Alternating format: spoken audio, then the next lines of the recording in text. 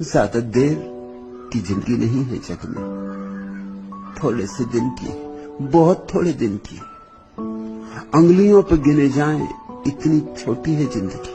और ये छोटी सी जिंदगी भी कैसे व्यर्थ के कामों में व्यतीत हो जाती।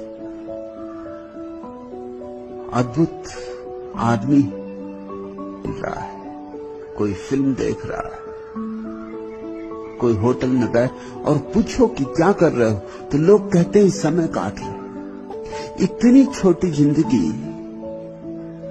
समय इतना बहुमूल्य कि जो क्षण एक बार गया गया फिर लौटता नहीं, उसे भी काट रहे हो।